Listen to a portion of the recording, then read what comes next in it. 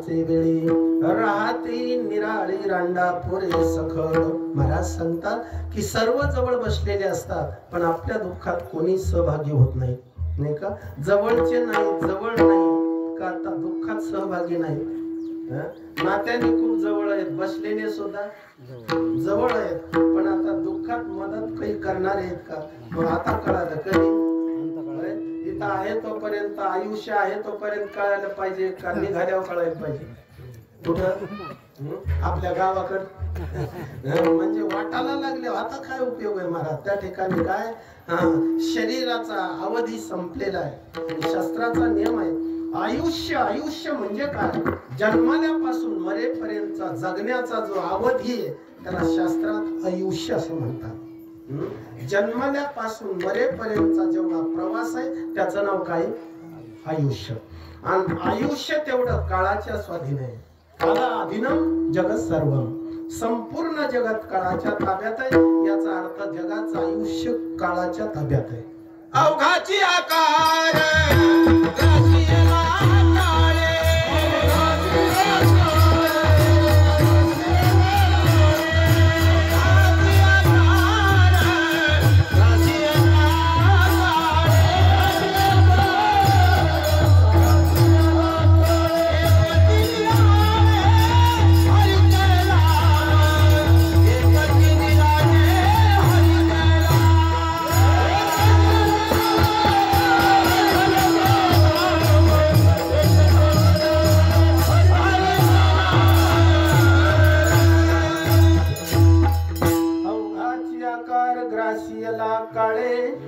एकची निराळे हरीचे नाम. महाराज सांगतात की भगवान परमात्माचं नाम तेवढं नाही का ते काळाला सापडलेलं नाही म्हणून तर नामधारण सुद्धा काळाच्या ताब्यात जात नाही. याची कारण मीमांसा अशी आहे की आकाराला काळ खातो, नाम सुद्धा निराकार आहे. नामाला विशिष्ट आकार नाही म्हणून काळालाही त्याचा ताबा घेता येत नाही. काळ मोठा विचित्र आहे महाराज. कारण तो काळ एकदा अयोध्येमध्ये आला. अगदी रामचंद्र प्रभू सिंहासनावर बसलेले नेका अयोध्येमध्ये राजवाड्यातच प्रवेश केला. समोर येऊन उभा टाकला. समोर आल्याच्या नंतर प्रभूने विचारलं कोण आहे आपण? त्यांनी सांगितलं मी काळ आहे. कशासाठी आले? ते म्हणे देवा तुम्हाला नेण्यासाठी आलो नाही पण तुमचा आता इथं राहण्याचा कालावधी संपला हे सूचना द्यायला आलो. मला नेण्याचा अधिकार नाही पण तुम्हाला राहण्याचा काळ संपला एवढं सांगायला आलो. असा तो काळ बोलायला लागला. प्रभूने सांगितलं मग थोडस तुम्ही माझ्या जवळ या. ते म्हणे तुमच्या जवळ येण्याची अडचण नाही पण तुमच्या जवळ बसलेला लांब होत नाही तोपर्यंत मला तुमच्या जवळ येता येत नाही. म्हणजे आता यांच्या जवळ बसलेले कोण?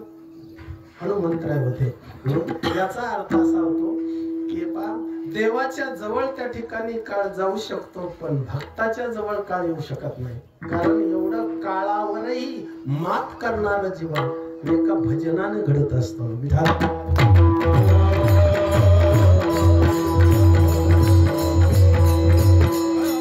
म्हणून तर कर्मकांडाचा सिद्धांत विशिष्ट जीवासाठी भगवत भक्तासाठी नाही. कारण भगवत भक्ताला नाही का कर्मकांडाचा त्या ठिकाणी कुठलाही दंड केलेला नाही. नामधारकासाठी त्याच्या प्रीत्यर्थ काही जरी नाही केलं तरी त्याला त्या ठिकाणी अडचण नाही पण त्याचे जे वंशज आहेत त्यांनी नाही केलं तर त्यांच्या वर्तमान जीवनात अडचण आहे. नाही का? गेलेल्यासाठी गरज नाही म्हणून वारकऱ्याला दगदग नाही आपल्यासाठी कोणी काही केलंच पाहिजे म्हणून. नाही का? कारण ही नामाची त्याच्या शक्ती आहे. जीवनभर भजन केलेलं आहे नाही का?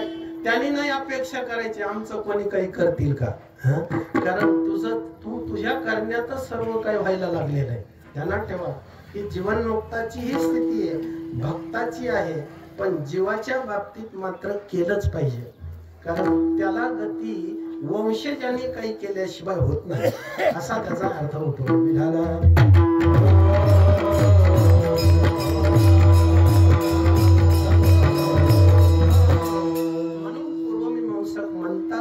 पाप करू नका. कारण पाप जर केलं तर तुमचा मृत्यू त्या ठिकाणी अडचणीत आहे. ध्यानात ठेवा जीवनभर आपण परमार्थ त्या ठिकाणी करतो, त्याची कारण मीमांसा काय? त्याची कारण मीमांसा अशी आहे की आपला मृत्यू आपल्या इच्छेनं होतो. मरणाच्या बाबतीत विचार केलेला आहे, पण मेल्यानंतर जीवासाठी जी काही गती आहे त्याच्यासाठी श्राद्धादी कर्माचा विचार केलेला आहे. नाही का? ते श्राद्ध सांगत असताना या पूर्वीचं जे श्राद्ध आहे त्याला उनाब्धी नावाचं श्राद्ध म्हणतात. कोणतं श्राद्ध? उनाब्धी. उनाब्धी श्राद्धाचा अर्थ असा होतो, उन म्हणजे कमी आणि अब्धी म्हणजे वर्ष. वर्षाला काही दिवस कमी असताना केल्या जाणारं श्राद्ध त्याला उनाब्धी नावाचे श्राद्ध म्हणतात. हे वैदिक भाषेमध्ये असं वर्णन आहे, पण आपल्या भाषेत सांगतो उनाब्धी म्हणजे मिळवणे. मिळवण्याचा जे कार्यक्रम आहे त्याला काय म्हणायचं? कोणतं श्राद्ध आहे ते? उनाब्धी. हे 15वं श्राद्ध आहे आणि आजचं 16वं श्राद्ध आहे. कारण आजच्या दिवशी पहा थोडस याच्याबद्दल चिंतन करत असताना उनाब्धी श्राद्ध ज्याचं झालं नाही त्याचं वर्ष श्राद्ध होत नाही असं सुद्धा आहे. आणि उनाब्धी श्राद्ध 11.5 महिन्याला झालं पाहिजे. म्हणजे मिळवणे कधी पाहिजे? आपल्याकडे श्रावण महिन्यात जरी गेला तर कधी मिळवतात? भाद्रपद महिन्यात, नाही का? महालयामध्ये काय करतात? मिळवतात. तसं शास्त्र नाही. कारण 1 वर्ष जीव त्या ठिकाणी प्रेत आत्मा असतो, पितृ आत्मा नसतो. म्हणून जोपर्यंत प्रेत आत्मा आहे तोपर्यंत त्याचे पित्तर होतच नाहीत. मग आपण आज मिळवतो, उद्या काय करतो? नेका पित्र घालतो की नाही? आहे असं. कारण इकडं बदल आहे का? बोलत नाही म्हणजे काही वेगळं आहे का इथं? नाही ना. म्हणजे कधी मिळवतात? ते बरोबर आहे ना? ते महालयातच मिळवतात. पण तसं नाही. ते गेल्यापासून किती महिन्याला? 11.5 महिन्याला मिळवलं पाहिजे. पण आपल्याकडे तसा प्रकार त्या ठिकाणी नाही. त्याची कारण मीमांसा अशी, आपली प्रथा तशी आहे. आणि जास्तीत जास्त परंपरा जेवढी प्रमाण असते तेवढं शास्त्र प्रमाण असेलच असं म्हणता येत नाही लोकांकडे. आता शास्त्र प्रमाण हे चूक आहे, पण लोकांमध्ये जास्तीत जास्त काय प्रमाण आहे? परंपरा प्रमाण. पडली हे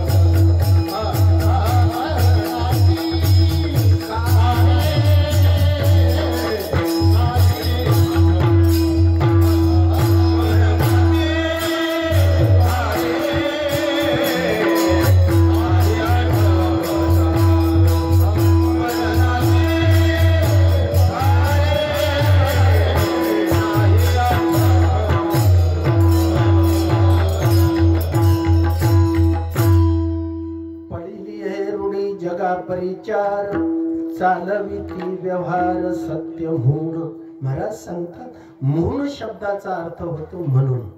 म्हणून म्हणजे काय? म्हणून. काय म्हणून? मागील ही रूढी पडलेली म्हणून, नाही का? आणि त्याच पद्धतीनं भविष्यात त्या ठिकाणी लोक तसं ते करत राहतात. आणि रूढीला कुठला आधार असतो, कुठलं शास्त्र असतं, प्रमाण असतं असं मुळीच नाही. ती कुठून तरी सुरू झालेली असते. काय? एखादी रूढी, आणि इतकी रूढ आणि मजबूत झालेली असते की ते समोर माणसं कोणीच त्याला त्या ठिकाणी तोडू शकत नाही. असा नियम आहे. असो महत्वाचा मुद्दा त्या ठिकाणी असा की श्राद्ध म्हटलं की त्याच्यामध्ये त्या ठिकाणी 3 गोष्टी महत्वाच्या आहेत नाही का. श्राद्धामध्ये 3 गोष्टी त्या ठिकाणी शास्त्रकाराने सांगितल्या. काय काय असलं पाहिजे श्राद्धांमध्ये. तसं तर ज्यांच्या प्रीत्यर्थ द्यायचंय त्याच्यासाठी मला आणखी काही 2-3 गोष्टी शास्त्रकाराने सांगितल्या. तर त्याच्यामध्ये महत्वाचा मुद्दा असा आहे की श्राद्धांमध्ये 3 महत्वाचे भेद सांगितले. कोणते?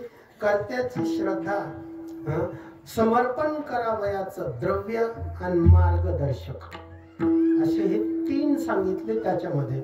म्हणजे सांगणारा, करणारा म्हणजे त्याची श्रद्धा आणि त्या संबंधी लागणारं द्रव्य, हे तिन्ही त्या ठिकाणी तशा पद्धतीनं असलं पाहिजे. आता त्याचा कर्ता कोण असला पाहिजे. शास्त्रात पहिला त्या ठिकाणी मान त्यांच्या मुलाला नाही का दिलेला आहे. कोण पाहिजे? मुलगा पाहिजे. बरोबर आहे. पण आता मुलगा म्हटल्याच्या नंतर त्याचे प्रकार 12 आहेत. कोणाचे? मुलं 12 नाही हा, मुलाचे प्रकार 12 असे आमच्या मनु महाराजांनी सांगितले. किती प्रकार आहेत? मुलाचे 12 प्रकार सांगतात.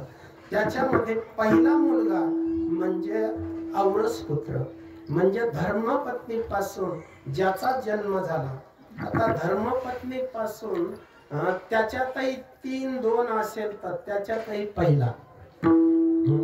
शास्त्रामध्ये पहिला पुत्र धर्मपुत्र मानला आणि इतर पुत्र भूपुत्र मानले नाही का. इतर पुत्र मानले पण त्या ठिकाणी मानण्यामध्ये थोडासा फरक आहे. 12 मुलापैकी पहिले 6च मुलं पिंड तर्पणाच्या द्वारा पितरांना गती देऊ शकतात. बाकीचे फक्त संपत्ती वाटून घेऊ शकतात, गती देऊ शकत नाही. असा त्याचा नियम आहे. विठाला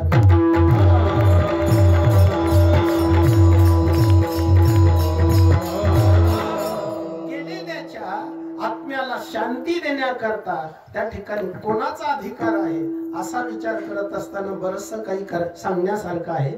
पण ठीक आहे महाराज. आणि वर्ष श्राद्ध म्हटलं की आजच्या दिवशी तो जीवात्मा निश्चित आपल्या ध्येयाला म्हणजे जिथं पाहिजे तिथं त्या ठिकाणी पोहोचतो. म्हणजे मोक्षाला नाही ध्यानात ठेवा, कारण जातो कुठं? यमपुरीला. 1 वर्षभर त्या जीवानं त्या ठिकाणी प्रवास करावा. इथून निघाल्यापासून, कधीपासून? शरीर सोडल्यापासून आजच्या दिवसापर्यंत तो जीवात्मा अनेक प्रकारच्या समस्येला समोर जाऊन महाराज खूप मोठी त्या जीवाची दगदग आहे. ध्यानात ठेवा. म्हणून आमच्या वेदांताने असं म्हटलेले, बाबा जीव राहू नको तो मनुष्य शरीरात आल्यावर. तू काय होय? जीव न राहता जीवनमुक्त होय. पण असं नाही करता आलं तर निदान चांगला आचार करून तो शुद्ध तरी हो. कारण शुद्धात्मा गतीला जातो. कारण ज्ञानाने त्या ठिकाणी मुक्त होतो. चांगला आचाराने गतीला जातो आणि पाप केलं तर त्या ठिकाणी अधःपतनाला जातो.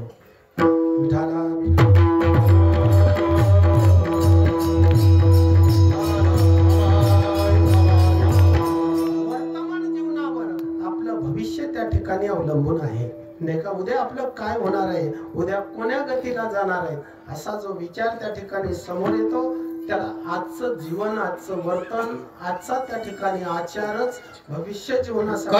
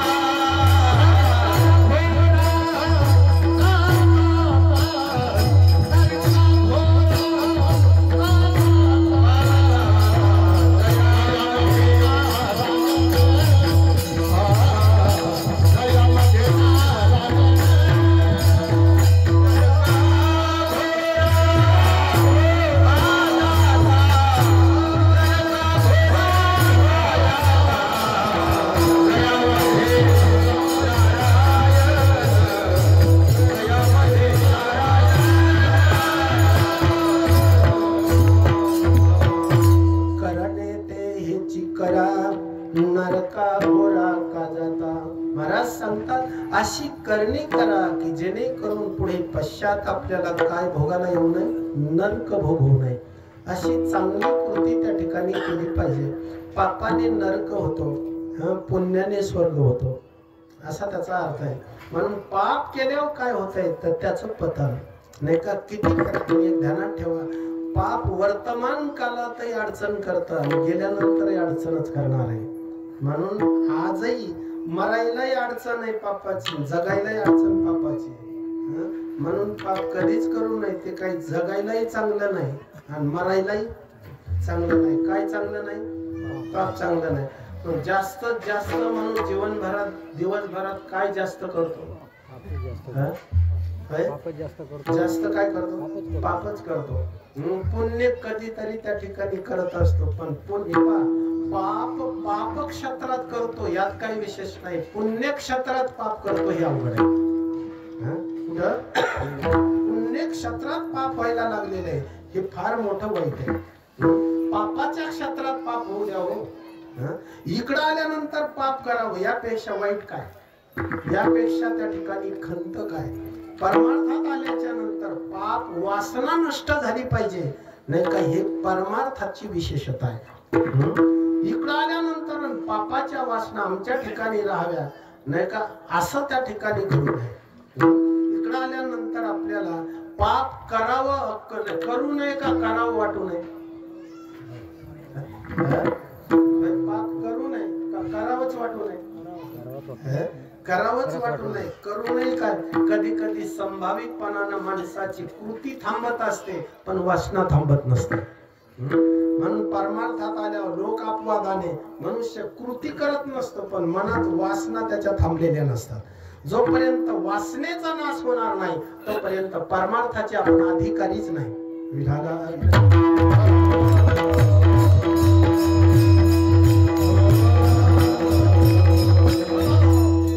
जोपर्यंत आपल्या अंतःकरणामध्ये कशाची वासना आहे?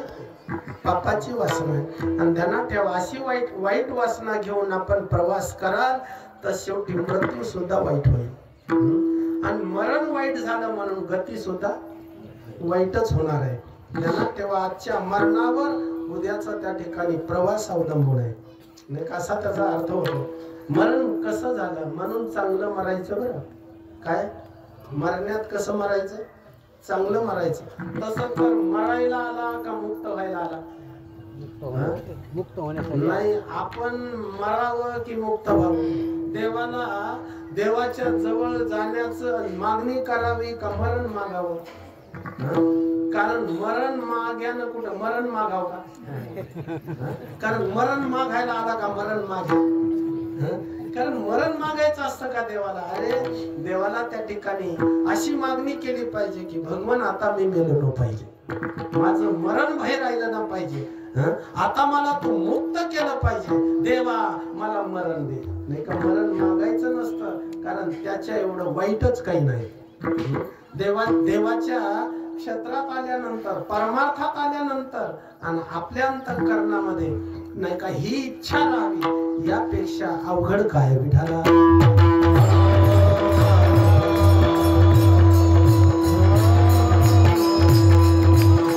आता ते मरणानंतरचं बरंच आहे, मरणासंबंधीचं बरंच आहे, पण एवढा काही आपल्याला वेळ नाही, कारण वेळ जवळ संपत आलेला आहे. नाही का? थोडक्यामध्ये आपल्याला चिंतन एवढंच करायचं आहे की जे वर्ष श्राद्ध आहे तर श्राद्ध म्हणजे काय आणि श्राद्धांमध्ये लागणारी सामुग्री काय, आणि श्राद्ध केल्याच्या नंतर ज्यांच्या प्रीत्यर्थ केलं त्यांना त्या ठिकाणी मिळणारं फल काय.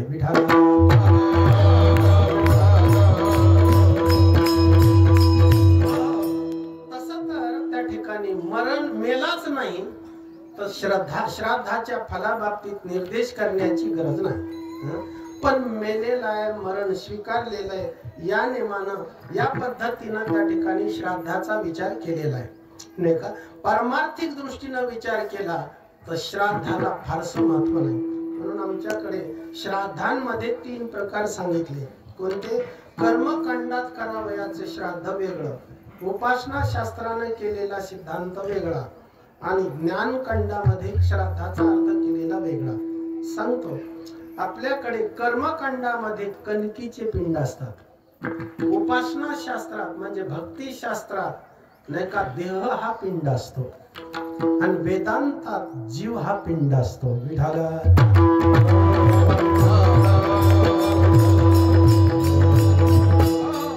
तुकोबारायांना विचारलं या पिंड तर्पणाबद्दल आणि तुमचा श्राद्धांबद्दल काय मत आहे. ते म्हणे गयावर्जनासारखं श्राद्ध मीही केलं. माझे झाले गयावर्जन, माझे झाले गयावर्जन,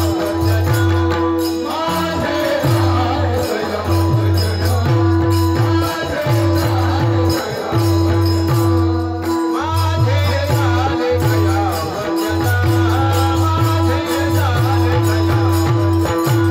माझे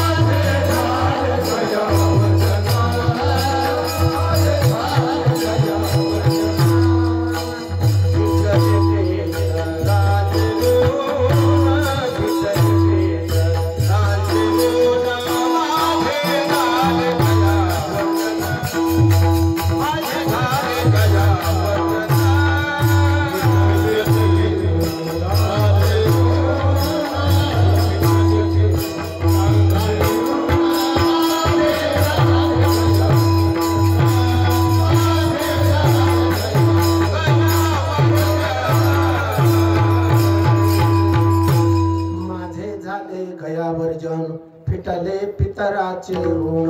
महाराज सांगतात आता पितृऋणातून मी मुक्त झालो, कारण मी जे माझ्यावर जबाबदारी होती ती सर्व त्या ठिकाणी आता राहिलेली नाही का. मी केलं त्यांच्यासाठी. काय केलं. गयावर्जनादी श्राद्ध केलं. ठीक आहे, पण काय केलं महाराज. पिंड पदावरी करी नाही का, त्या पदावरती मी काय दिला. पिंड दिला. उत्तीर्ण चरण उत्तीर्ण चरण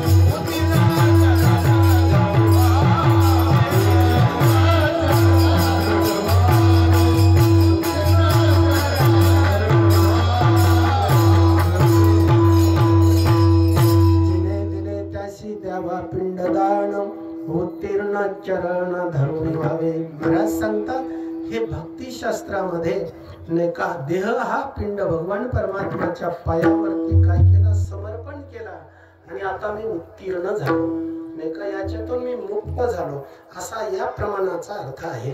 पण हे पहा कर्मशास्त्रामध्ये पद या शब्दाचा अर्थ करत असताना दर्भ असा केलेला आहे नाही का. दर्भ हे पद आहे, देवाचे चरण हे पद आहे आणि ब्रह्माधिष्ठान सुद्धा एक पद आहे नाही का. देवाचे चरण हे पद आहे म्हणून तर विष्णू पद आहेत ना गयेला. कारण गयेमध्ये जे आहेत ते कोणते पद आहे. विष्णू पदाला काय देतात. पिंड देतात नाही का. तर विष्णू पद याचा अर्थ त्या ठिकाणी उपासना शास्त्राने केलेला आहे, पण कर्मशास्त्रांमध्ये दर्भ हे त्या ठिकाणी पद आहे. दर्भावरच पिंड दिले पाहिजे तरच त्याला गती मिळते. ते पिंड दर्भावर न दिले, आता तो दर्भ सुद्धा नाही का ज्याने पिंड तर्पणाला आणलेला आहे ते लगे आत्ताचे आत्ता काढून आणला तर त्याचा उपयोग नाही. कारण ते दर्भ कधीचा पाहिजे. तिथं गेल्यावरच कळतंय. ते लगेच कापतात आणि लगेच देतात. कारण असा प्रकार आहे. पण वर्षात एकच अमावस्या आहे. त्याच अमावस्येला म्हणजे चतुर्दशीला त्या दर्भाला आव्हान करून नाही का, म्हणजे श्रावण वद्य अमावस्येला त्याचं आव्हान करायचं आणि अमावस्येच्या दिवशी तो दर्भ काढायचा आणि वर्षभर तोच वापरावा तर गती मिळते. कारण वेळीच आणून त्या दर्भाचा जर कर्मकांडात पिंडदानामध्ये नाही का पिंडासाठी जर त्या ठिकाणी वापर केला तर त्याचा काहीही फायदा होत नाही नाही का. कारण कर्मशास्त्र इतकं सूक्ष्म आहे. कारण वारकरी संप्रदाय म्हणजे भक्तिशास्त्र आहे. याच्या सर्व सवलती आहेत. इथं कोणाला तपासल्या जात नाही. म्हणून तर इकडं म्हणतात या रे लहान थोर, नाही का? हे प्रमाण बहुतांशी कीर्तनात येतच. काय कारण काय सर्वांना अधिकार त्या ठिकाणी दिलेला आहे. तो कशामध्ये? भक्तीमध्ये दिला, नाही का? पण कर्मातही सर्वांचा अधिकार नाही आणि ज्ञानातही सर्वांचा अधिकार नाही. कारण त्याचे अधिकारी भिन्न भिन्न आहेत. याच्यात मात्र सर्वच या. काही संकोच करू नका. पण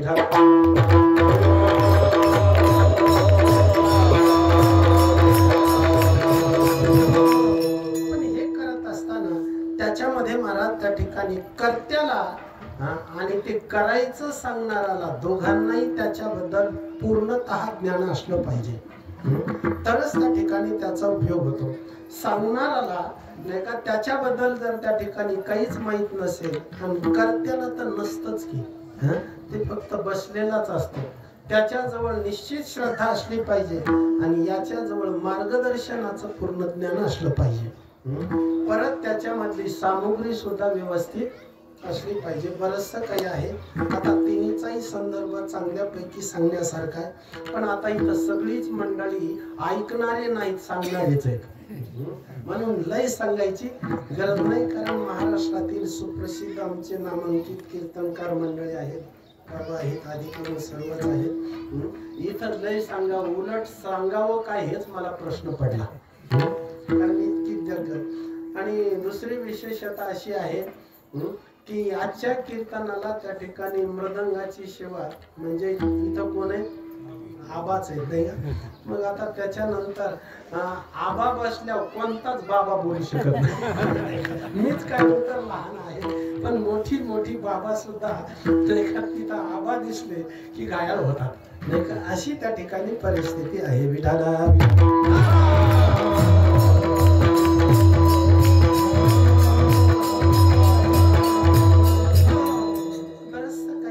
या संदर्भात केलेलं चिंतन आहे. पण श्राद्ध म्हटलं की ज्याच्यामध्ये मला त्या ठिकाणी अन्नदान आलंच, त्याच्यानंतर पिंड तर्पण आलंच.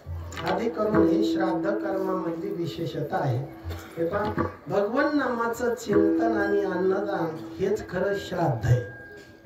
खरं श्राद्ध काय? भगवंताच्या नामाचं चिंतन घडावं म्हणून तर आजच्या दिवशी श्राद्धाच्या दिवशी भगवद्गीतेच्या 2ऱ्या अध्यायाचं पारायण केलं पाहिजे. ज्याच्याकडे श्राद्ध आहे त्यांनी भगवद्गीतेच्या 2ऱ्या अध्यायाचं पारायण त्या दिवशी करायचं, नाही का? त्या ठिकाणी जमत असेल तर काय जमत असेल तर त्या ठिकाणी करा. नाहीतरी महाराज पुरुष सूक्त म्हणा, नाहीतर मग तेवढं नाही जमलं तर नेमाप्रमाणे 15वा अध्याय गीतेचा आपण म्हणू शकता. कारण आजच्या श्राद्धाच्या दिवशी तेवढं त्या ठिकाणी कर्त्याकडून घडलं पाहिजे. आता बरंचसं काही आहे. श्राद्ध म्हटलं की त्याच्यामध्ये महाराज नाही का ते पितृ वगैरे आलेच, आणि पितरांचं म्हटलं की ते विधिवत असलं पाहिजे. कारण सर्वप्रथम पितृ म्हटलं की ते कोणाला सांगितलं पाहिजे? आलंच की नाही प्रश्न? कोणाला आवाहन केलं पाहिजे? पितरांचं कधी केलं पाहिजे? कोणी केलं पाहिजे? ते यजमानाशिवाय नाही का पितरांना कोणीच त्या ठिकाणी अक्षत द्यायची नाही. कोण पाहिजे? तो करता यजमान पाहिजे, त्यानेच अक्षत द्यायची असते. अक्षत हा शब्द संस्कृत आहे. अक्षत शब्दाचा अर्थ होतो ज्या तांदळाचे क्षत म्हणजे भेद नाही झाले, म्हणजे ते अखंड आकाराचे, त्याला काय म्हणतात? अक्षत म्हणतात.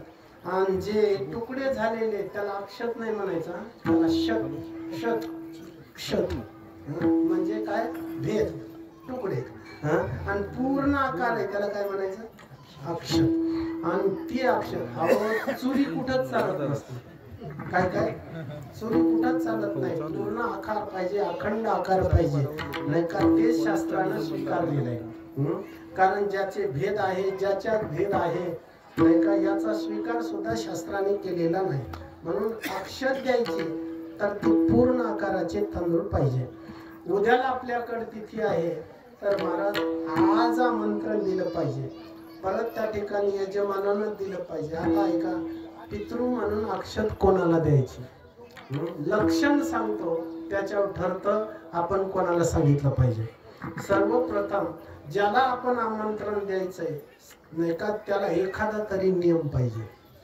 सकाळी उठल्यानंतर त्यानं गाथा वाचला पाहिजे, ज्ञानेश्वरी वाचली पाहिजे, एखाद्या काहीतरी त्याला जप जापे एखादा नियम पाहिजे. सकाळी त्या ठिकाणी स्नान त्यानं केलं पाहिजे. असं काही समजू नका, ते करतच असतात म्हणा, पण काही स्नानाचे सुद्धा प्रकार शास्त्राने सांगितले. तर अशा अर्थाने त्या ठिकाणी हा त्याला काय पाहिजे, नियम पाहिजे. परत त्या ठिकाणी महाराज आमंत्रण स्वीकारलेलं याचं त्याला भान सुद्धा पाहिजे. आपण त्या आचारसंहितेमध्ये राहिलं पाहिजे, अशालाच आपण अक्षत दिले पाहिजे. ज्याला पितृकर्माची आचारसंहिता नाही त्याला आपण अक्षत सुद्धा द्यायची नाही. माझ्यावर काही पाहुणे नाराजही होतील नाही का कदाचित, पण त्याला इलाज नाही. जे शास्त्र आहे त्याच्यात कधी संकोच करू नये. एक ध्यानात ठेवा, आपल्या मनाचं कीर्तनात कधीच सांगू नये आणि शास्त्राचं सांगण्यात कधीच हैगाई करू नये, नाही का. आपल्या मनाचं कधी सांगायचं नाही. एखादा कीर्तनकार म्हणेल माझ्या मतानं असं आहे, तू मत तुझ्या बायकोला सांग. तुझ्या मतानं का आम्ही मुक्त होणार आहेत का? कारण आम्हाला मत शास्त्राचं मुक्त करणार आहे, तुझं मत मुक्त करणार नाही. तू तुझ्या घरी सांग, खुशाल सांग, नाही का. पण अडचण अशी आहे, तिथं ती ऐकत नाही आणि इथं आम्ही ऐकून फायदा नाही, कारण त्याचं मत आहे ना ते, नाही का. ही सुद्धा त्या ठिकाणी गंभीर समस्या आहे. महत्वाचा मुद्दा याच्यामध्ये असा आहे की त्या ठिकाणी त्याला भान असलं पाहिजे की आपण आज काय स्वीकारली, अक्षर, नाही ना. पण त्या ठिकाणी स्वीकारल्याच्या नंतर आपण त्या आचारसंहितेचं पालन केलं पाहिजे. काय नियम आहेत त्याला? आता बरीचशी नियम आहेत. एवढे नियम सांगायला लागलं ना तर कीर्तन सोडायचा नियम सुद्धा अलीकडे राहील. आपण त्याच्या पुढे जाऊ शकतो, नाही का.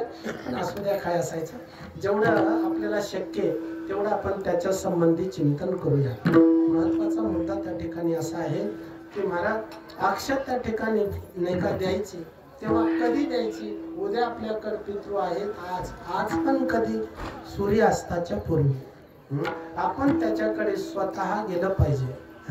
आपल्याकडे तसं नाही राहिलं. आता कधी कधी असा प्रकार घडतो, आपल्याकडे जर 13 पितृ वगैरे असतील तर एखाद्या पाहुण्याला फोन करतो, तुम्ही काय करा, तुमच्याकडेच 13 पाहुण्यांना सांगा आणि येता येता त्यांना टाकून घेऊन या. म्हणजे येता येता तुमच्या सोबत आला. तर असा प्रकार आपण करतो, पण ते बरोबर नाही. आपण यजमानानंच अक्षत दिली पाहिजे. आता त्याच्यामध्ये 4 भेद आहेत.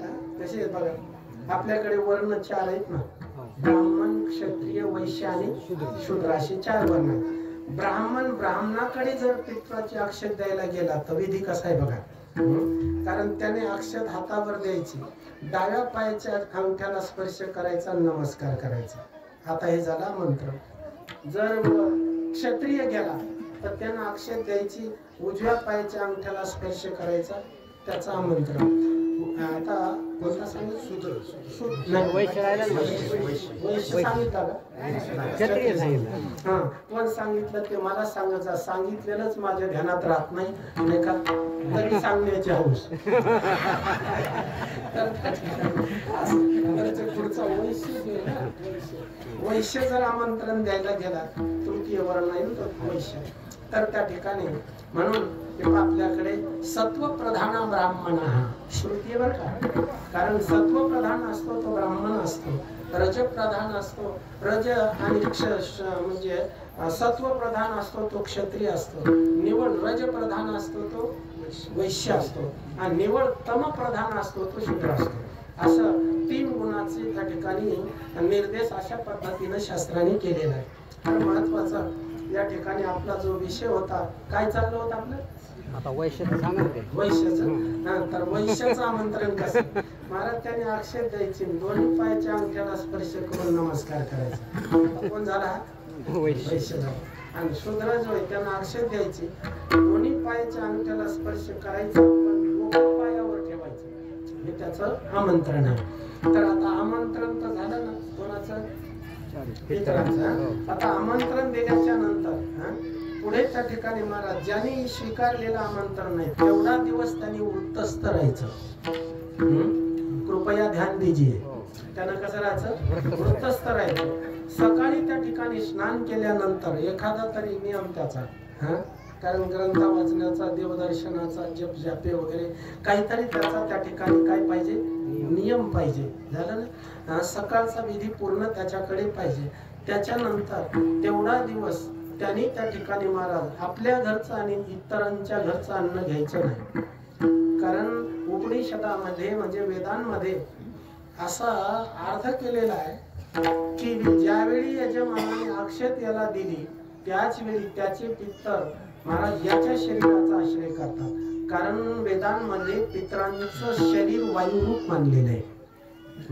आणि म्हणून वायुरूप मानल्यामुळे या शरीरामध्ये त्या ठिकाणी काय होतात, ते प्रविष्ट होतात आणि नंतर अपेक्षा करतात मी माझ्या घरी जेवणार आहे.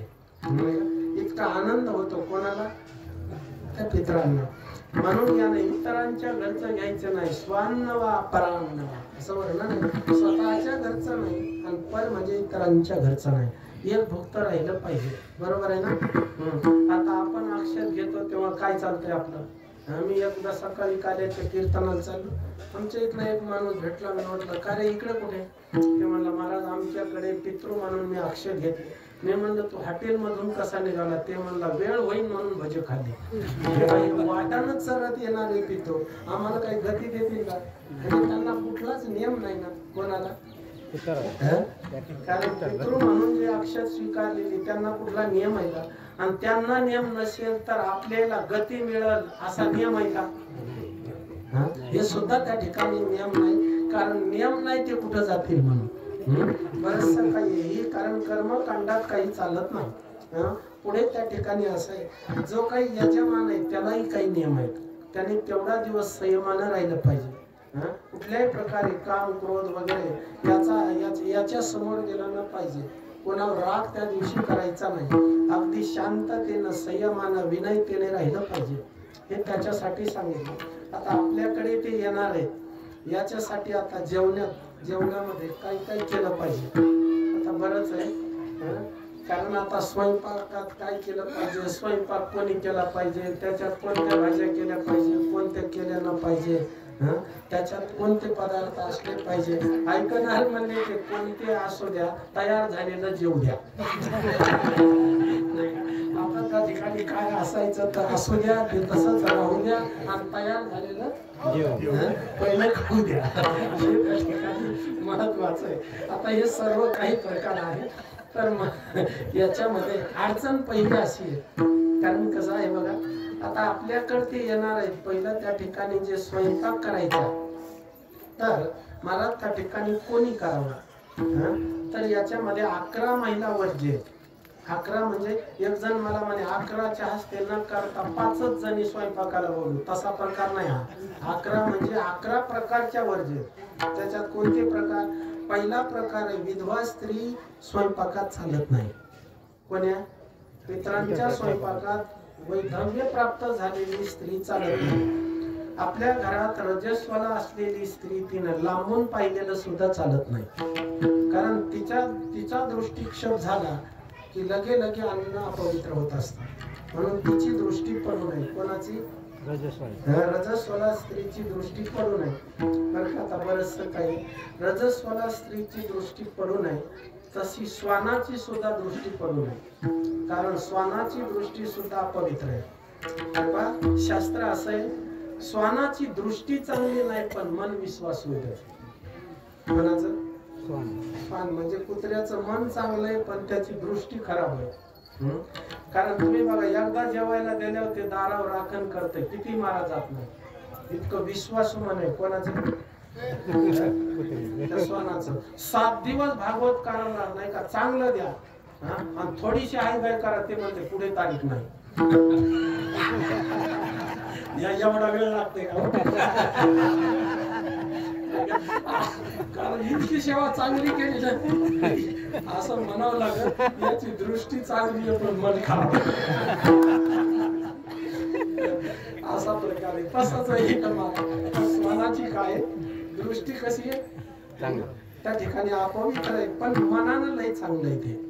पण काय करावं चांगलं मन आहे पण उपाधी चांगली नसल्यामुळे कोणी स्वीकारत नाही. म्हणून त्याची दृष्टी पडू नये. ऐकणाऱ्या भाविकांच्या मनात शंका येईल महाराज त्याचा संबंधच काय श्वानाचा. बरेच श्वान घरातच राहतात, कारण श्वान आणि त्यांना घरात राहण्याचा मान. कोणाला? काही काही तर बिचारे दोनच श्वान असतात, सांभाळायला एक आणि ज्याला सांभाळायचं ते एक. ते दोनच एकमेकाच्या जीवाला. कोण? कळलं ना? काही कळलं का तुम्हाला? ते दोनच राहतात. आता इथं सोडा, आता पुणे वगैरे पाहिलं गेलं तर महाराज ती खूप मोठी इमारत असते नाही का, बंगला, आणि त्याच्यात ते दोघच राहतात. कोण? सांभाळणारा एक आणि ज्याला सांभाळायचं ते एक. दोन्ही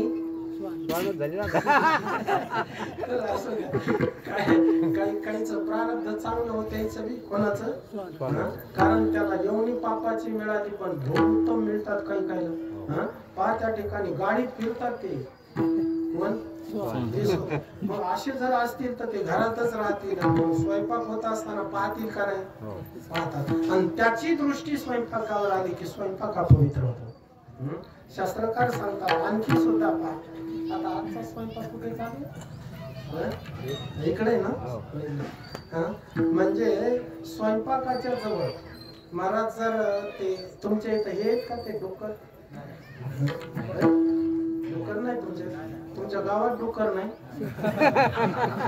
आदर्श गाव नाही, रानातले असू दे ते रान डोकर, पण गावातले नाहीत ना. चांगली गोष्ट आहे. धन्यवाद.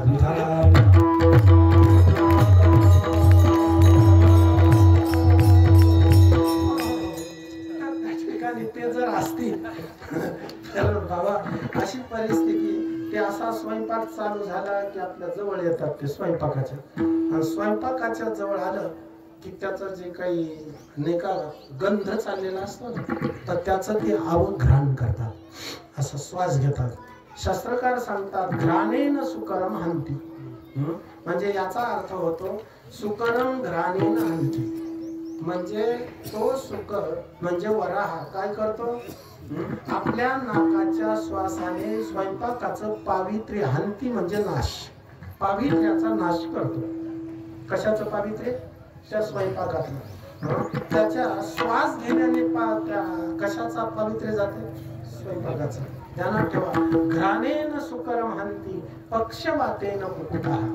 नाही का ते कुकुट नावाचा म्हणजे कोंबडा जे ना, त्याने आपल्या श्राद्धाच्या दिवशी दारावर येऊन नुसतं फडफड केलं की महाराज तेवढ्यानेच पितृकर्माचा नाश होतो. इतके त्याचे पंख अशुद्ध आहेत. कोणाचे?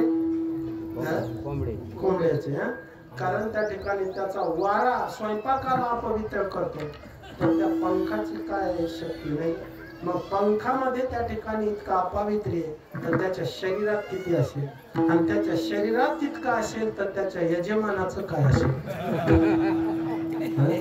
कृपया अशी परिस्थिती त्या ठिकाणी आहे.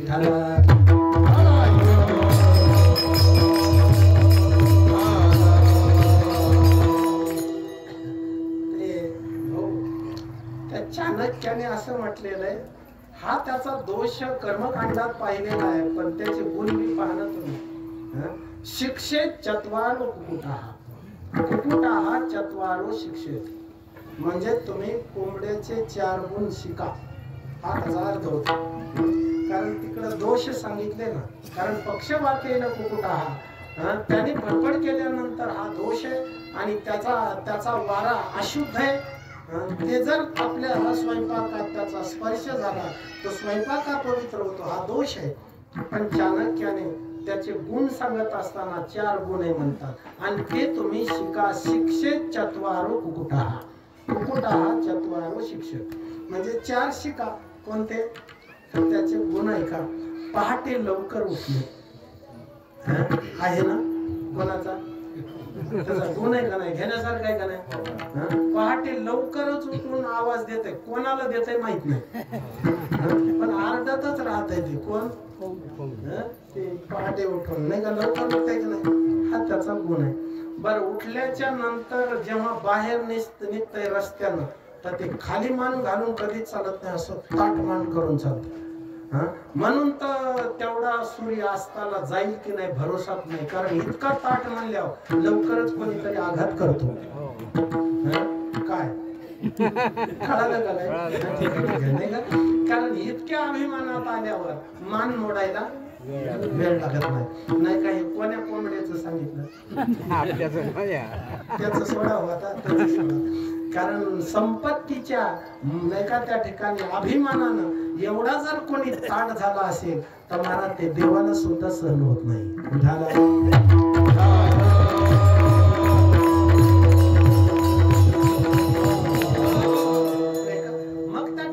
देव सुद्धा सहन करत नाही. तिळभरी जरी नाही का महाराज सांगतात होय अभिमान मेरू तो समान भार देवा. नाही का देवाला त्या ठिकाणी शक्य नाही. असो महत्वाचा मुद्दा असा कारण तेवढा आवेशात चालत असल्यामुळे नाही का त्याला दगदगच आहे. हा त्याचा काय दुसरा गुण आहे. तिसरा गुण तर वेगळाच आहे महाराज, अधिकच आहे. पहा तुम्ही लोकांचे उकांडे उकरायचे घरचा परिवार जगवायचा. कोणाचा गुण आहे? पुढे जीव करी रामनाई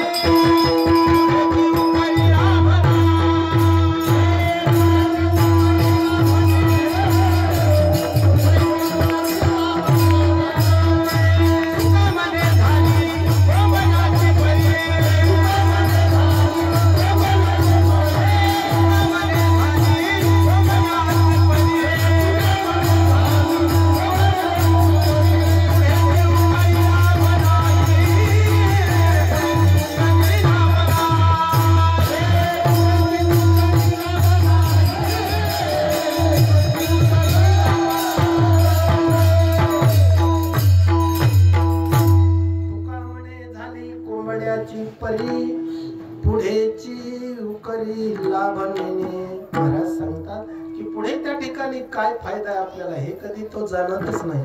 फक्त ते काय करतो उकिरडे उकरीत राहतो नाही का. आणि आपल्याला काय फायदा आहे का असं कधीच पाहत नाही नाही का. आणि काय करतो कोणासाठी एवढं उकरतो ते परिवारासाठी. कारण यानं उकांडीवरती उकरायचे आणि कोणाला जगवायचं परिवाराला जगवायचं नाही का. मागे त्याचा बराच परिवार असतो त्याचा का आपला प्रपंच का बाळ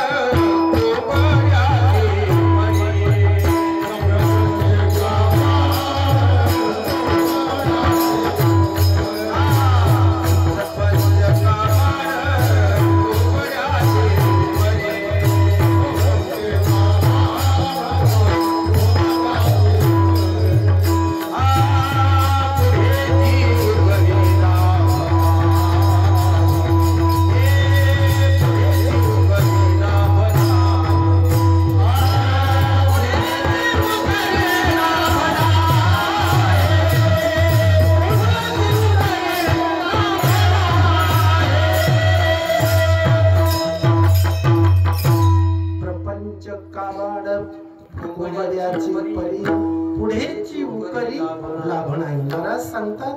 कारण त्या ठिकाणी अशा पद्धतीनं तुमचा आमचा सुद्धा प्रवास चाललेला आहे वगैरे चिंतन आहे. तसं महाराज या ठिकाणी नेका त्याच्या फडफडण्याने सुद्धा आपल्या श्राद्ध कर्मांमध्ये प्रतिबंध निर्माण होतो. त्याचबरोबर त्या ठिकाणी महाराज हे तीन सांगितले कोण सुकर स्वान आणि हा कुकुट.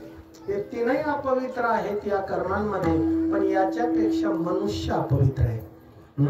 कारण 10-5 पोते त्या ठिकाणी साखरेची जरी गंजी असेल आणि एकच टोपली वाढायला काढलेली आणि त्या टोपलीला जर दुर्जन माणसाचा हात लागला तर पूर्णच अन्न अपवित्र होत असतं. इतका दुर्जनाचा विटाळ आहे. कोणाचा? दुर्जन माणसाचा विटाळ आहे. इतका तो खळ आहे, इतका तो अपवित्र आहे. त्याचा स्पर्श झाला की अन्न पूर्ण त्या ठिकाणी अपवित्र विढाला.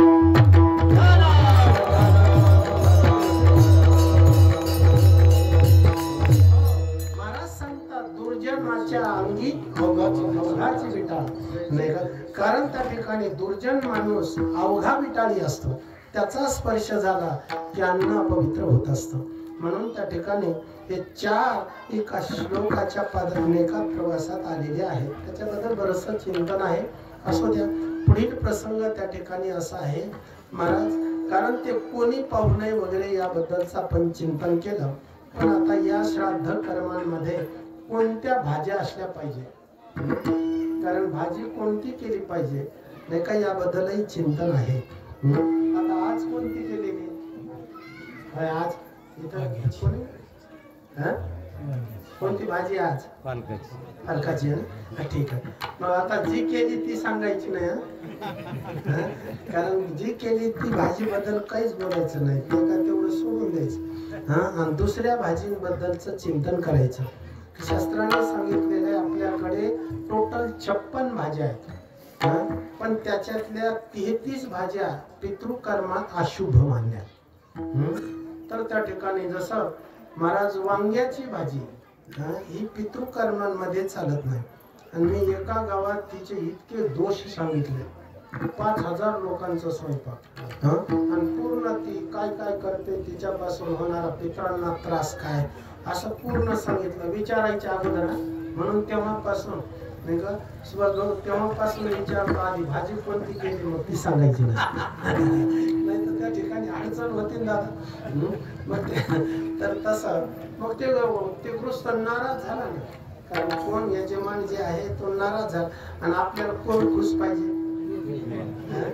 यजमानच. कारण आपल्याला तिथून जाण्याची सोय कोणाकडे? यजमानाकडे. मग ती आपल्यावर नाराज झाल्यावर आपण त्या ठिकाणी कसं जायचं? म्हणून महाराज बरं कसं जायचं तर तसं जायचं का?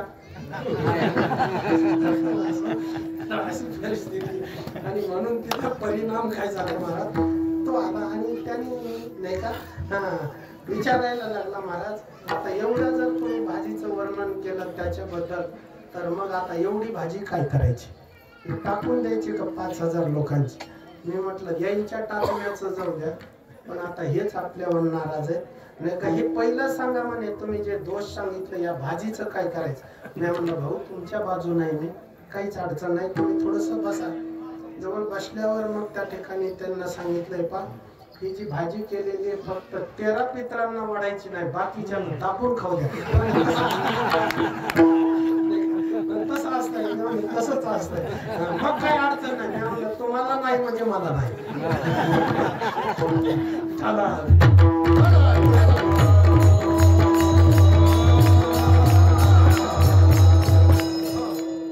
तर अशा काही त्या ठिकाणी अडचणी येतात. म्हणून महाराज 33 भाज्या इतक्या, आता एका भाजीचं बरंच वर्णन आहे, ठीक आहे, एवढ्या काही सांगणं शक्य नाही.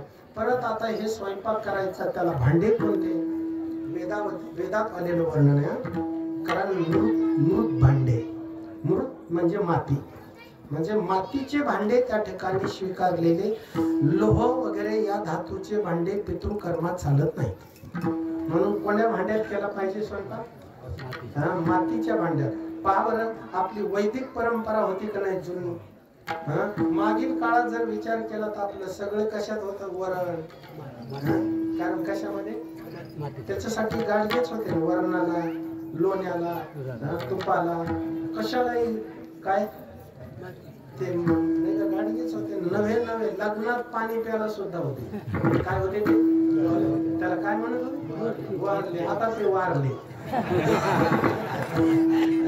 कारण त्यांना आयुष्यभर त्याच विशेषणानं गौरव केला. यायला काय म्हणायचं? वारले वारले. ते म्हणे राहूनच करायचंय काय? म्हणून त्या ठिकाणी ते वारले, आता ते निघून गेले, त्याचा संबंध राहिला नाही, अशी परिस्थिती आहे. तर त्या ठिकाणी ते वार म्हणजे याचा अर्थ सहज होतं किंवा परिस्थितीनं होतं, पण वैदिक होतं ना आपलं. आता आपल्या परिस्थितीमध्ये खूप चांगला काळ आलेला आहे, पण आता आलेले भांडे वैदिक कर्माने स्वीकारलेले नाही, त्याच्यात निषेध केलेला आहे. किती निषेध आहे एक उदाहरण सांगतो. श्राद्ध कर्म करणारा म्हणजे पिंड देणारा यजमान आणि पिंड सांगणारा, दोघ जण 2 पाटावर बसले आणि यथा विधी त्या ठिकाणी पूर्ण कर्मकांड नाही का, त्यावेळी पद्धतशीर मंत्राच्या द्वारा पूर्ण झालेलं आहे. पण त्या पाटाला जर लोखंडाचे खिळे असतील तर यांनी केलेलं कर्म निष्फळ आहे. काय मग असतात की नाही त्याला? म्हणजे इतका लोह नावाचा धातू कर्मकांडात अशुद्ध मानलेला आहे. चालतात का काढाया? नाही. ऐकणारे म्हणतील कशात करायचे सांग नका. तुला आता एवढ्या माणसाचे आता आज तर खूपच आहे काकाचं नियोजन आहे, खूप काही त्या ठिकाणी. मग आता अन्नदान वगैरे, कारण स्वर्गवासी आमचे रामराव भाऊ त्यांच्या प्रीत्यर्थाचे अन्नदान आहे. तर मला तर खूप आता हे मोठ्या प्रमाणात आहेच ना. मग आता हे कशात करायचं एवढं ध्यानात ठेवा. नाही का शास्त्र त्या ठिकाणी असं आहे, लोह धातू हा या कर्मात चालत नाही. म्हणून पूर्ण मातीचे भांडे त्या ठिकाणी सांगितले, पण पितरांसाठी सांगितले, ते विसरायचं नाही बरं. आता ठीक आहे, कोण्या भांड्यात केलं पाहिजे, याच्यात कोणते पदार्थ असले पाहिजे. तसं जर पाहिलं तर याच्यात चटण्या सुद्धा कोणत्या असल्या पाहिजे नसल्या पाहिजे याचं वर्णन आहे. ऐकणारे म्हणले ते सर्व असू द्या, काय असायचं तर असू द्या, पण आपल्याला टाइम झालं याचं भान सुद्धा असू द्या. कारण त्याचाही विचार आपल्याला त्या ठिकाणी करावा लागेल.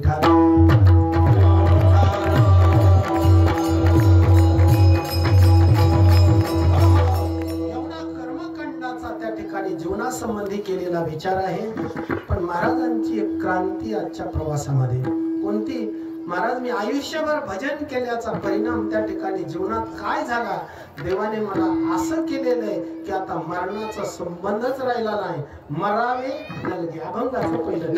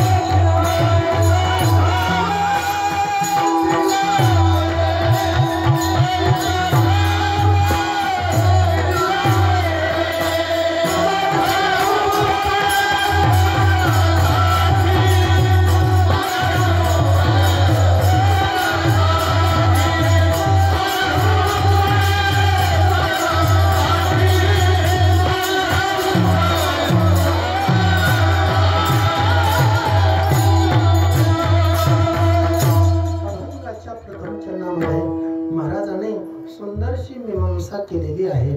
ती अशी आहे की मरावे नलगे असं ठिकाण मला देवाने दिलं. आता काही दगदग राहिलेली नाही मृत्यूची. परमार्थातला प्रवास असा असतो की भक्त मरणाला कधी त्या ठिकाणी भयभीत होत नाही का. कारण भजनाचा आनंदच असा आहे की तो मरणाला त्या ठिकाणी मरण दुःखाला विसरतो. नव्हे नव्हे भगवान मृत्यूचं दुःख आपल्याकडे घेतो.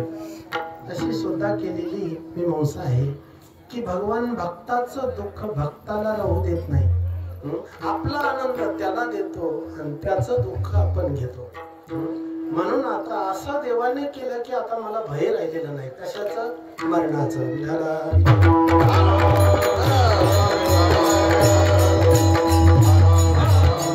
ठाव शब्दाचा अर्थ ठिकाण असा होता.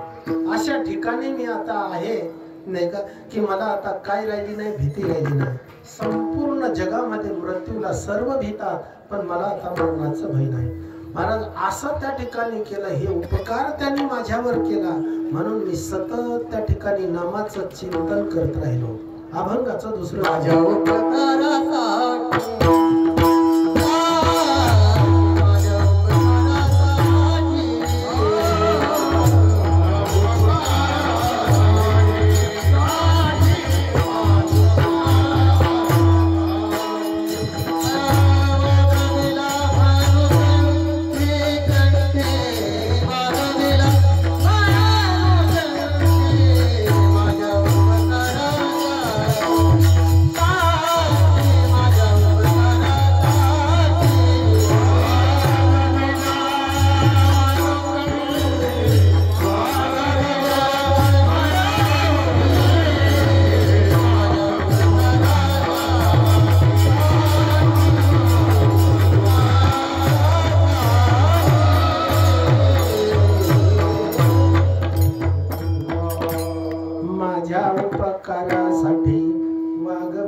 मुनकंठे, मुनकंठे वाघविला मुनकंठे, म्हणून म्हणजे म्हणून मी कंठामध्ये सतत त्याच्या नामाला वागवत राहिलो. कशामुळे?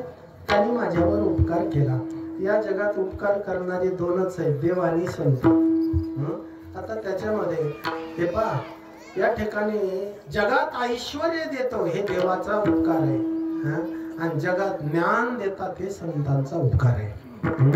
कारण जग दाखवण्याचा उपकार देवाने केला आणि जगातून मुक्त करण्याचा उपकार संतांनी केला. म्हणून हे पहा, देवाने जग दाखवलं कर्माचा संबंध घेऊन, आणि भगवंत संतांनी जगातून मुक्त केलं कर्माचा संबंध तोडून.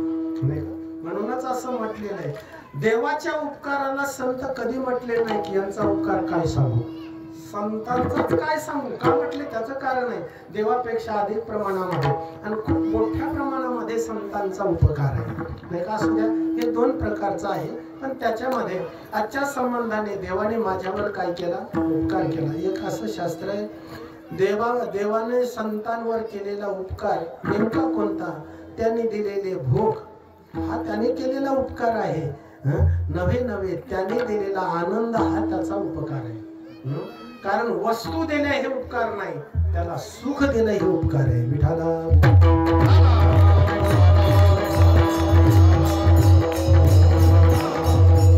तुम्हाला त्या ठिकाणी अशा जागी ठेवलं, चांगल्या जागी ठेवलं, नेमकं कुठं ठेवलं सांगा ना. ते म्हणजे घरीच ठेवलं. घरी दिला ठाव,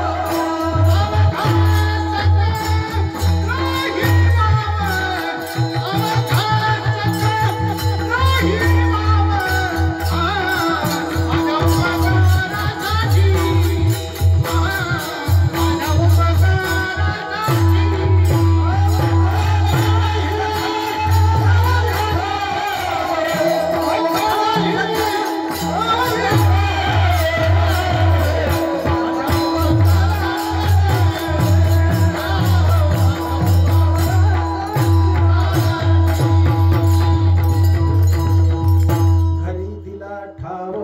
अवघे सकळ वाव. देवाने मला त्याच्या घरी म्हणजे स्वरूपात ठेवलं, म्हणून बाकीचे सर्व दुःख माझ्यापासून वाव म्हणजे दूर झाले.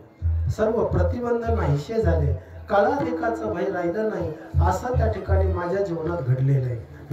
म्हणजे सर्व माझ्यापासून दूर गेलं. संकट, समस्या, पाप वगैरे, नाही का. फार काय सांगावं, पाप तर गेलंच गेलं, पण तत्संबंधाने पुण्य सुद्धा गेलं. आणि असं स्वच्छ जीवन, निर्मळ जीवन, अशा ठिकाणचं जीवन माझं घडलेलं आहे. म्हणून घरी दिला ठाव, अवघे सकळ ही वाव, नाही का. या दोन चरणांमध्ये देवाने काय माझं परिवर्तन केलं हे सांगितलं. पण आता परिवर्तन नाही, त्यांनी माझ्याशी केलेलं ऐक्य, या अभंगाचं शब्द. तुका म्हणे एक ठाई, तुका म्हणे एक ठाई, तुका म्हणे एक ठाई, तुका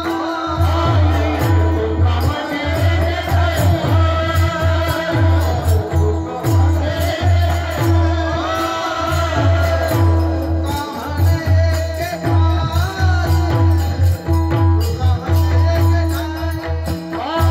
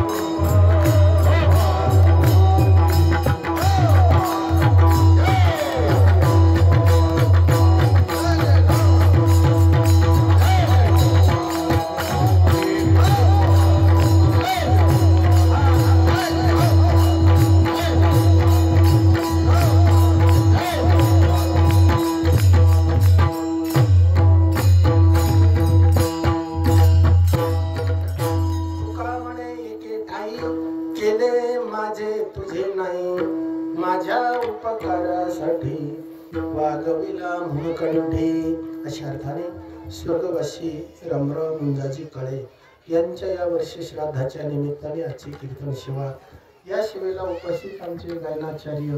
आता तसं जर पाहिलं तर याच्यामध्ये त्या ठिकाणी मोठी मोठी कीर्तनकार सर्व मंडळी आहे आणि महाराष्ट्रातील सुप्रसिद्ध त्या ठिकाणी गायनाचार्य आहेत नाही का, ज्यांचा आवाज म्हणजे गंधर्वच आहे. ते सामवेदांमध्ये महाराज त्या गंधर्वांचं वगैरे वर्णन करत असताना ही सर्व गंधर्व मंडळीच आहे. कारण गान करणारे गायन करणारे म्हणून त्यांना काय म्हणतात गंधर्व.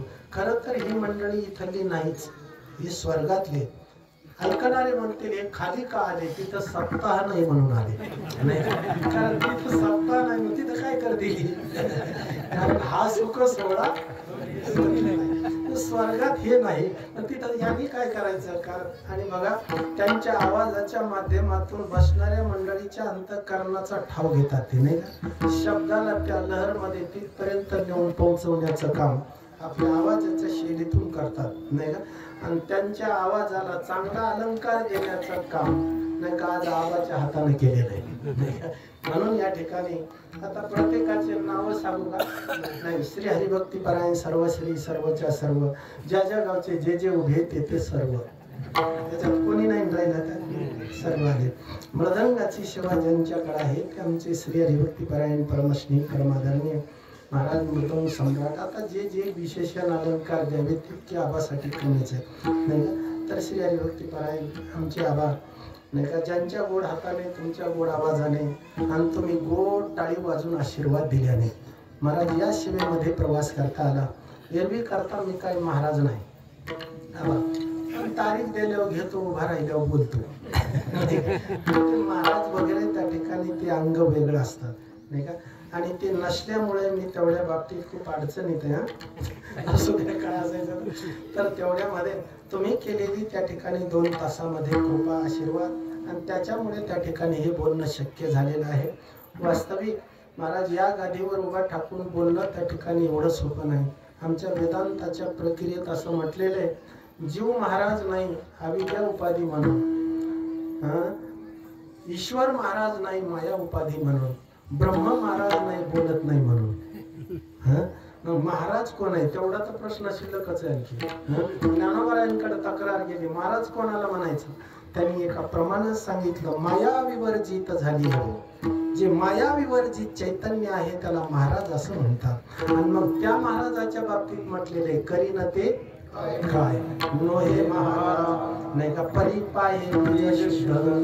कारण महाराज शब्दाची बरीचशी काही व्याख्या आहे, पण असो त्या ठिकाणी महाराज कारण वेश वगैरे सर्वांकडे पाहायला मिळतात, पण अवस्था फक्त महात्म्यांकडे असते आणि अवस्थेचा एक आगळा वेगळा आनंद असतो. आणि अवस्थेतलं बोलणं अनुभवाचं असल्यामुळे प्रत्येकाची त्या ठिकाणी अंतःकरण अवघ्या क्षणात महात्म्य बदलून टाकतात. कारण त्यांच्याकडे नाही का शब्दे शक्ती तशीच आहे आणि आशीर्वादाची ताकदही त्यांच्यात भयानक आहे. म्हणून नाही का समाजाचं परिवर्तन करण्याकरता शब्द तसा प्रभावी पाहिजे आणि दुसरी गोष्ट त्याच्यात आशीर्वादाची म्हणजे ती एक ताकद आचाराची पाहिजे. ध्यानात ठेवा, कारण शब्द शक्तीपेक्षा त्याची अनुष्ठानाची ताकद पाहिजे. म्हणून महाराज विचार काय देतो त्याच्यापेक्षा त्याचा आचार काय हे महत्वाचं आहे. कारण आचारा वाचून जर विचाराचं त्या ठिकाणी निर्देश करत असेल तर ते आमच्या संप्रदायाने स्वीकारलेलं नाही आणि हे आपल्याला सुद्धा नाकारता येणार नाही. म्हणून जास्तीत जास्त आमच्या संप्रदायामध्ये आचाराला प्राधान्य नंतर विचाराचं बोलत जावं नाही का. पहिला काय असला पाहिजे, आचार असला पाहिजे आणि नंतर जगाला काय दिला पाहिजे. पुढचं चिंतन सांगतो, आचार असला, आचाराचं दर्शन झालं तर समोरच्याचं पाप जाईल आणि विचाराचं दर्शन झालं तर समोरच्याचं अज्ञान जाईल. विचाराने जगाचं अज्ञान काढतात आणि आचाराने जगाचं पाप घालतात. म्हणून पाप नाशे दर्शन, त्या महात्म्याचं दर्शन झालं तर जगाची पाप नष्ट होतात आणि त्या महात्म्याचं ज्ञान बोध आपल्यापर्यंत आला तर जगाचा अंधार नष्ट होतो.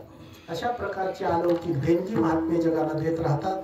आणि महाराज अशा महात्म्यांची आपल्याला वेळोवेळी काय घडावी, सेवा घडावी. आज एका विशिष्ट निमित्ताने इथपर्यंत आपण सर्वांनी प्रवास केला. एकच मागणी करतो, महाराज अधिष्ठान देवता जे आहेत त्यांच्या चरणी, की ज्यांच्या प्रीत्यर्थाची अन्नदानाची सेवा आहे, नामसंकीर्तन भक्तीची सेवा आहे, ते आमचे स्वर्गवासी रमणभू, कारण त्यांच्या आत्म्याला चिरंतन शांती लाभावी. कारण मोठे मोठे कार्यक्रम भाऊनी केलेले आहेत, नाही का? आणि त्या कार्यक्रमाची ही सगळी मंडळी साक्षी आहे, नाही का? कारण त्या ठिकाणी प्रत्येकाने भाऊला जवळूनच पाहिलेलं आहे. म्हणून फारशी काही वाच्यता त्यांच्याबद्दल मी करणार नाही, कारण तुम्ही जवळून त्या ठिकाणी ते अनुभवले असल्यामुळे, नाही का? त्यांच्याबद्दल काहीसं बोलावं, ठीक आहे. आणि आजच्या कार्यक्रमाचं या ठिकाणी जे नियोजन आहे, तर ते आमचे श्री हरिभक्तीपरायण परमश्री परम आदरणीय आमचे उद्धव काका, नाही का? त्याचबरोबर आपले म्हणजे काळे परिवार, ताकद परिवार, आमचे श्री दत्तात्रय चंद्रकांतराव घाडगे, श्री अनुरुद्ध चंद्रकांतराव घाडगे, आणि अधिक करून हा जो काही कार्यक्रम आहे, तर या कार्यक्रमाचं पूर्ण अन्नदान वगैरे आणि सर्व जे काही महाराज ज्यांच्या प्रेमाने इथं उपस्थित झालेले आहेत, यांच्या प्रत्येक निमंत्रणाच्या माध्यमातून काकाने खूप काही धरलेला आग्रह वगैरे, आणि त्या माध्यमातून आणि आजच्या शिवेला महाराज या ठिकाणी आशीर्वाद देण्याकरता आमचे श्री हरिभक्तीपरायण परमश्री परमादरणीय आमचे नामदेव महाराज घाटूळ आहेत. आता मला काय दुसरे सर्व काही कथाकार कीर्तनकार कोणी असतील तर मला काही त्या ठिकाणी नावं सांगता येणार नाही. आमचे श्री हरिभक्तीपरायण परमश्री परमादरणीय आमचे वैश्य पाटीलही आहेत, खाली करून तुम्ही सर्व आहेत. एकच मागणी करतो, प्रेम असू द्या. झालेली शिवा साधना भगवान संत श्रेष्ठ जगद्गुरु तुकोबारायांच्या चरणी समर्पित. हरी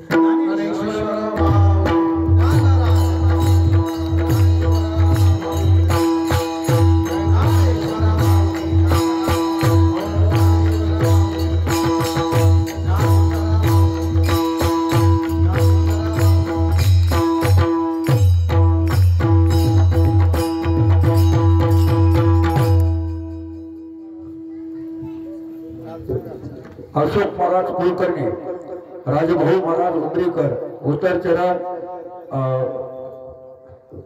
किनोळेकर आणि चिंचोली.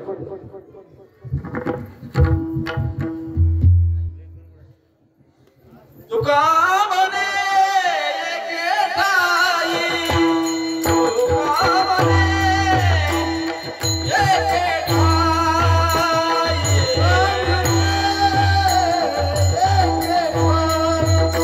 तुका म्हणे एके ठाई, तुका म्हणे एके ठाई, तुका म्हणे एके ठाई,